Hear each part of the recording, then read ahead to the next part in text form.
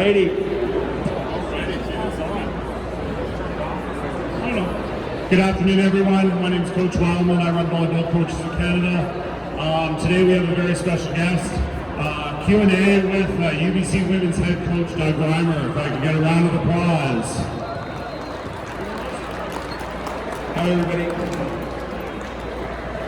If any of the athletes would like to come up and ask a question, don't be shy. It is open mic, so there is never a dumb question. But you'll ask some anyways right now, right, Dave? I will. Anyways, Doug, thanks for being with us today. The national championships here in Edmonton have been a really great experience. What brings you here? Well, I guess mainly my day job. So that's recruiting and taking a look at all these wonderful athletes and all the people there. So that's the short answer. The longer one is it brings back good memories because I actually coached here a few years ago. My daughter was going through club and working there, and so I've been fortunate, I guess, to see that piece.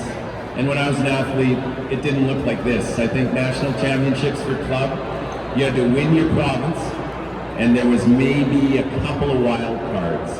That's it. So it's just wonderful to see so many athletes back. Yeah, I know this has been a great event that Volleyball Canada's put on. It's great seeing everyone back on the court. And but let's pick your mind here for the next 20 minutes and see where we go with it. So, what was the biggest reason behind winning 8 U Sport championships? I will say after you win one, it gets easier.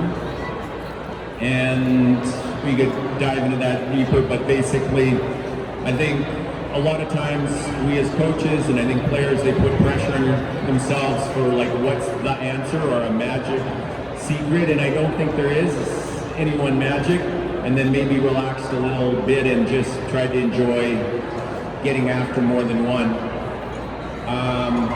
I don't know if you got a follow-up around any of that? Yeah, a little bit of follow-up. I mean, it's hard enough to win one national championship, and you guys were able to do it 6 times in a row, which is an incredible achievement. How do you maintain the philosophy of the team with new recruits, players leaving, players coming in, and all that stuff? Yeah, I mean, I think to win at any level, there is a little bit of luck, but most importantly is going to be the level of the athletes that you have. So I don't know if I've seen Shanice Marcel around here, I don't know if she's here today, but she was on from championship 2 till 6.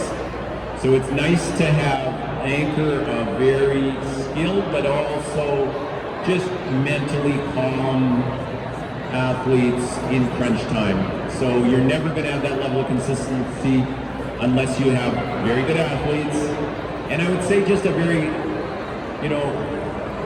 optimistic, positive team culture is going to be necessary for consistency of success. But I mean, your question, Dave, is bang on. Like trying to maintain high level of play that's an ongoing challenge for anybody working in sport. So let's talk about this year's team and national championships and the road to nationals. I was rooting for you, of course. Thank you. You say that to all the coaches, don't you? All the West Coast coaches. So anyways, you guys got stuck in that kind of pool of death, if you will. How do you manage team expectations, and how did you manage the unfortunate aftermath of that situation? Yeah. Again, great question. A bit of a blur. Well, one is you just know, you just got to give your opponents respect. We knew going in, these are great teams, and I just think this year, and all the athletes out here and coaches are feeling this too. It's there's more uncertainties now because we don't have the background. They haven't had the opportunities to play. We haven't been able to do it, and I think a bit of that.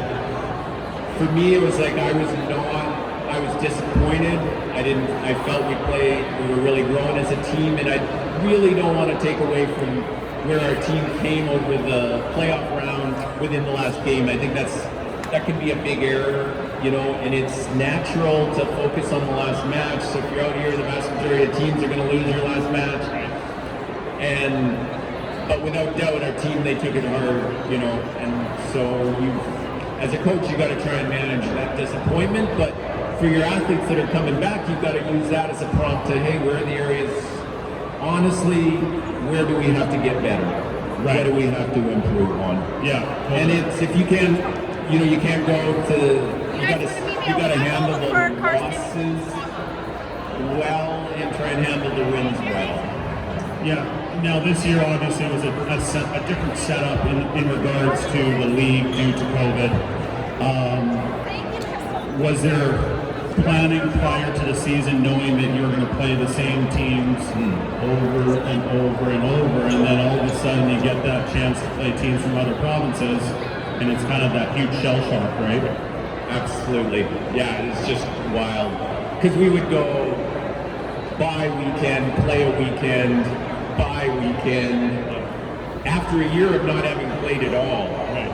And then into 4 straight weeks on the road and multiple new teams. So it was a great challenge and loved it. I just, to be honest, our group, we needed to see more different teams and more things over the course of the year, I felt, because we actually only had one starter from pre-COVID. So you need training, but you need game experience too. So coming out of 2 years of COVID, are you guys, what would you put your team as? Is it in a restructure phase or a building restructure phase? I like that. We're restructuring this year. You know what? To be honest, I don't actually look at it that way. It's like, who do we have? I think I've learned over time, you got to try and be patient with your experienced players and especially your younger players. And I mean, it was just new this year. You didn't know after a year of not competing against anybody, how are you going to do and how are you going to grow? So I am eager to look forward to see how how much we grow over the off season and where we'll be next year. So the longer I coach, the less I predict. Dave, how's that? Why are you getting more cheers than I am, Dave? I don't know. Is it the ball cap? It's your branded Coach Wildman ball cap. Available now? I'll sign one for you. Okay, yeah, that'd be great. With UBC's history of producing and maintaining national team players, how do you prepare your athletes who are wanting to take it to the next level, such as national, international, and pro? Yeah, I guess that's a great question, because just like I'd ask club coaches to help prepare their athletes to, move on, look ahead, we need to offer that same thing. And I'll actually say that's not just on the volleyball side, but UBC is a very strong academic school, and a lot of them are coming because they want to move on to other postgraduate degrees.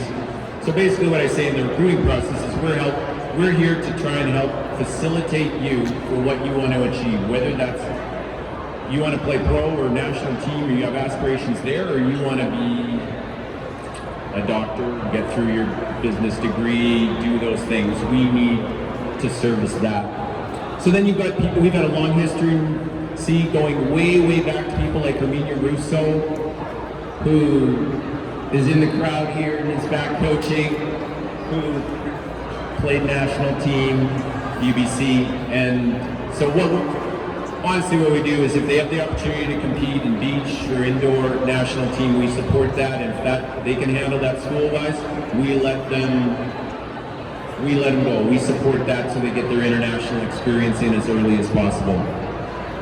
So for all the athletes that are in the building, this is obviously the $1 million question, because you guys are a very sought after program within the U Sport.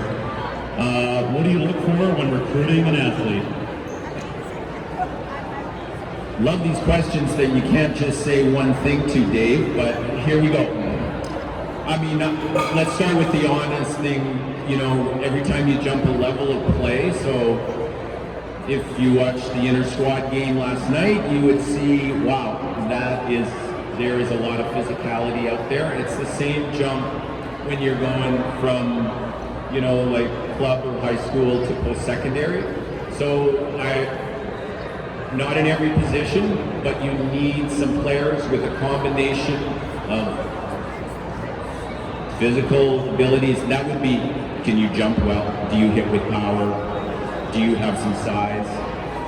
And then there's more on the skill front. And it doesn't mean you have to have it right now, but it does look like there's some basic things there, or no strong red flags that would prevent you from moving well, developing a better arm swing, having the ability to read the game properly and good eye work so that you become a better defender and a better blocker.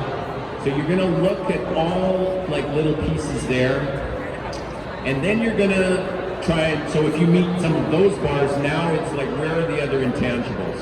And so for us, that starts even academically and being, are you gonna be able to handle the load of maybe moving away from home, going to a strong academic school, training more than you're going to get to play, commit to going into the weight room, and bold text, be a good teammate.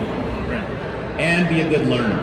Right. Because you got 5 years to get better. We're not just recruiting the player who's going to be best next September, who's going to be good March of 2025, 26, 27, if that makes sense. That makes sense.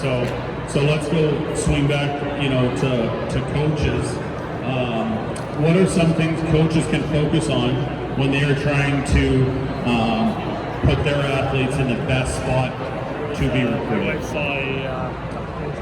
Don't let them talk, or their parents talk them into being overtrained too early. Can you say that one again?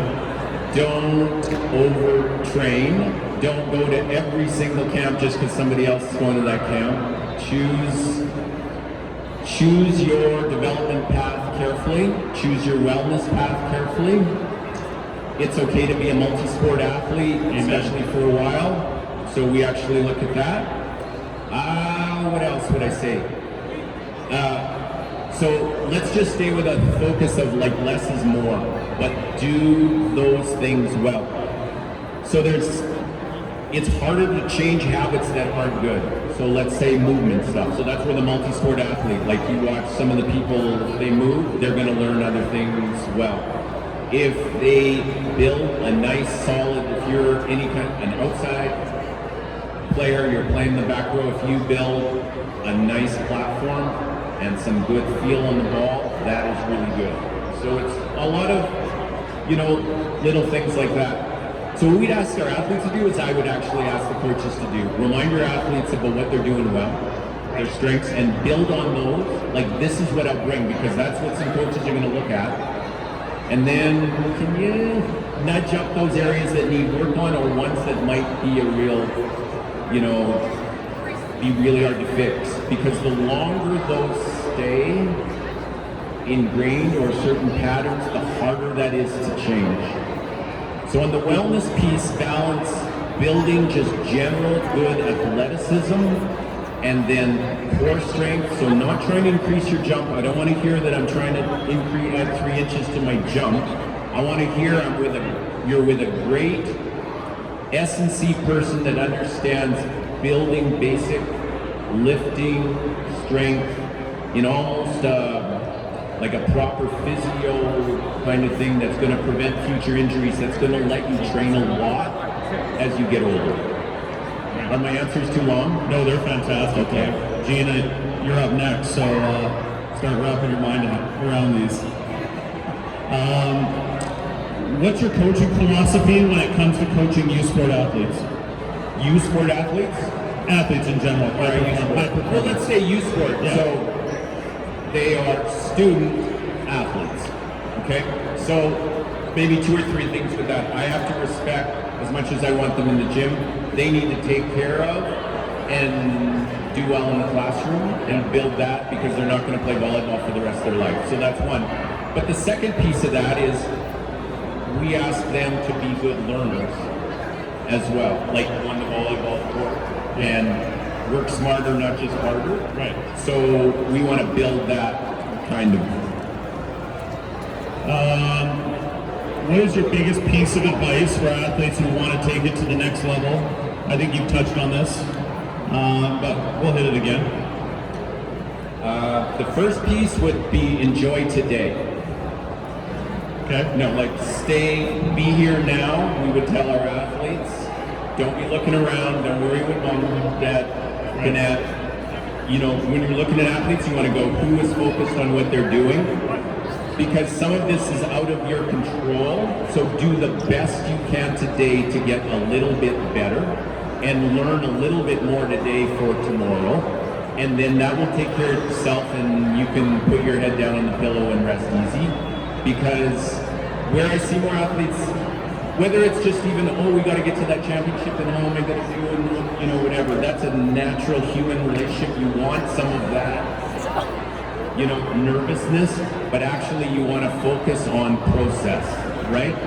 And so to get to the next level, unquote next level, whatever that is just you got to become a little bit better.